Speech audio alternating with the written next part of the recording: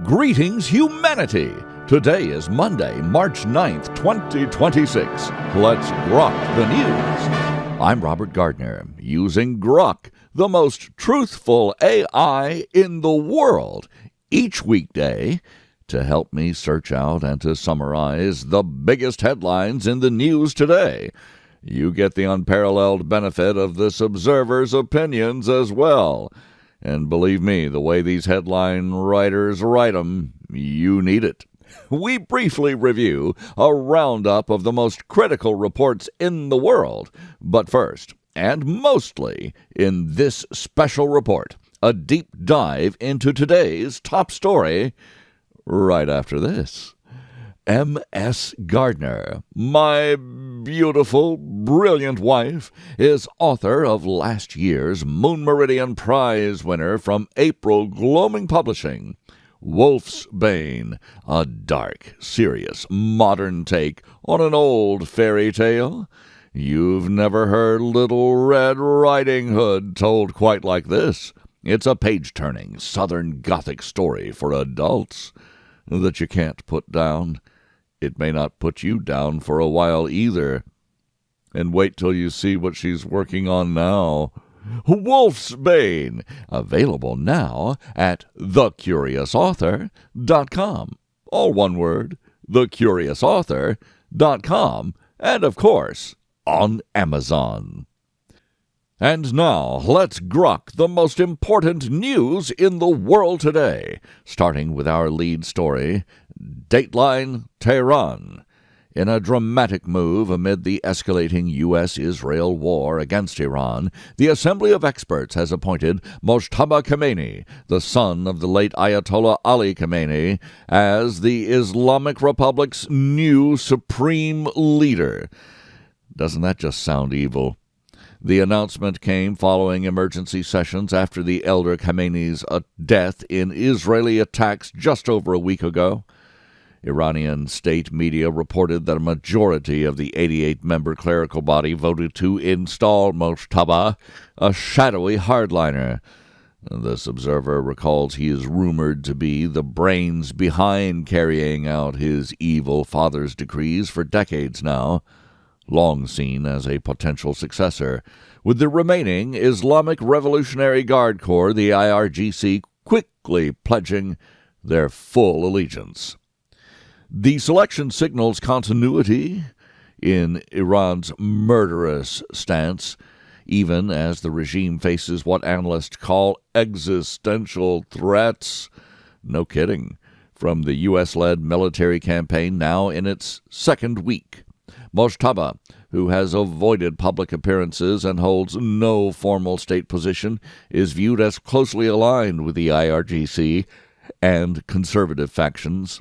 His appointment comes despite internal debates over hereditary rule in the Islamic Republic, with some clerics reportedly pressured by military elements to back the move quickly. U.S. President Donald Trump reacted sharply, stating that he must be involved in Iran's leadership choice and calling the Khamenei family succession unacceptable, while reiterating demands for a regime that does not threaten Americans. Israeli officials warned the new leader would face intensified pressure, with ongoing strikes targeting Iranian infrastructure. The rushed timing underscores the war's impact. Mojtaba's father was killed in an airstrike on leadership sites, part of a broader U.S.-Israeli operation that has now hit over 3,000 targets, including oil facilities, military bases, and virtually the entire Iranian Navy. U.S. and Israeli forces pressed Operation Epic Fury into days 9 and 10, bombing Tehran oil depots, Mehrabad airport, and regime infrastructure. The Pentagon confirmed a 7th U.S. service member died from injuries in Kuwait, raising concerns over troop risks as the Trump administration discusses regime change goals. More Iranian retaliatory drones and missiles have struck targets in Saudi Arabia, killing 2, injuring others. Kuwait, the UAE, and Bahrain, broadening the regional war footprint. Inside Iran, the transition occurs under blackout conditions and heavy security, with state television interrupting broadcasts to declare the decision. IRGC commanders emphasized unity behind the new leader, vowing to defend the revolution against enemies. This observer notes they aren't vowing to defend the people, who they themselves terrorize. Critics abroad see it as entrenching clerical military control rather than opening reform paths. As oil prices soar past $100 a barrel for the first time in years, partly due to disrupted supplies from the conflict, global markets watch nervously for signs of further instability or escalation. Mojtaba's first statements, if any, are awaited, but the focus remains on whether this familial handoff stabilizes or actually further weakens a regime under siege.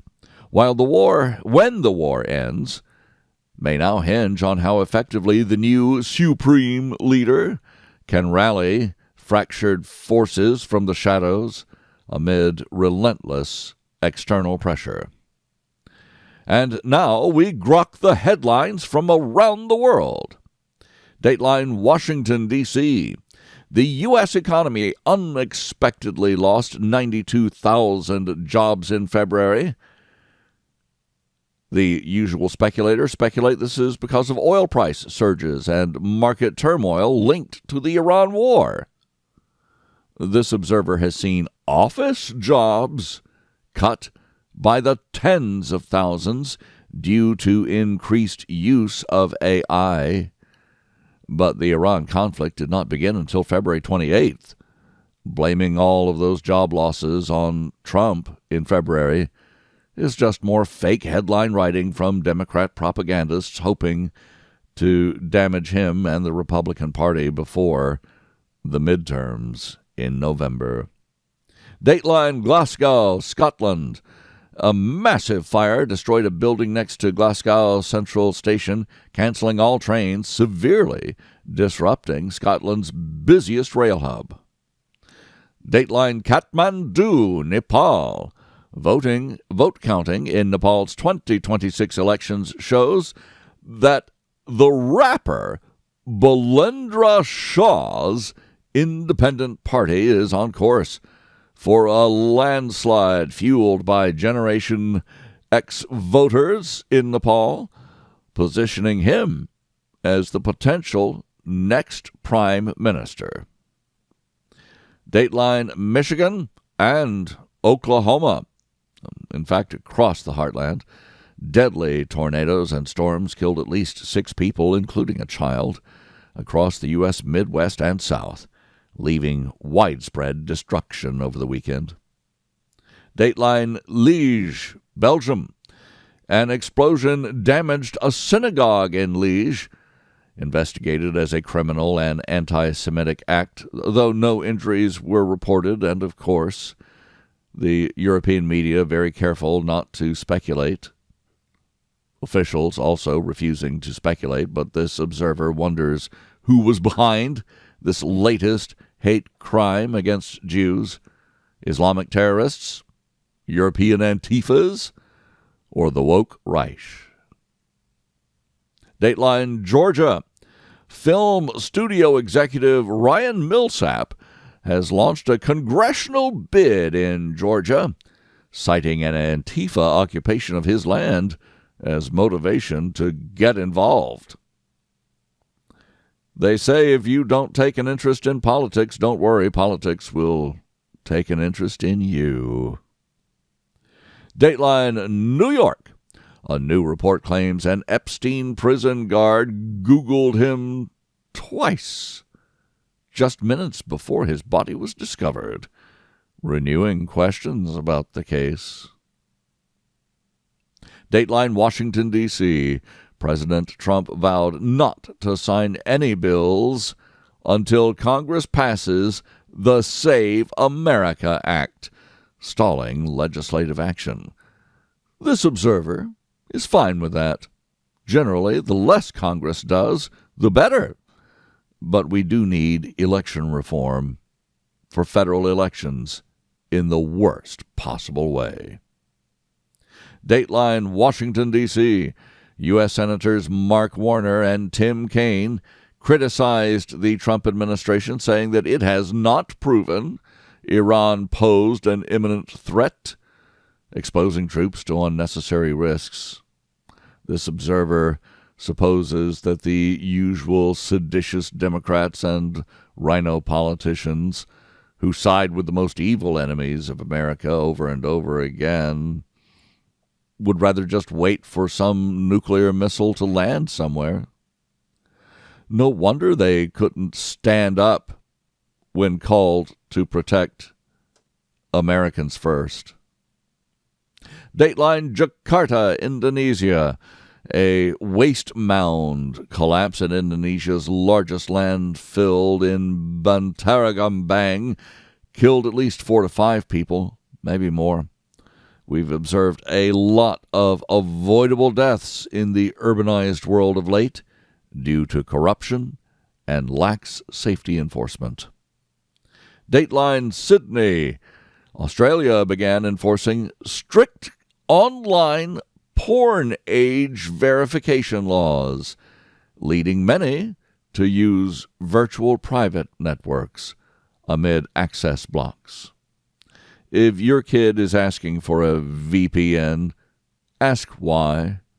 Watching British Netflix is not a good answer. Well, I thank you for listening. Please join me tomorrow to once again grok the news. I'm Robert Gardner. Godspeed and God bless.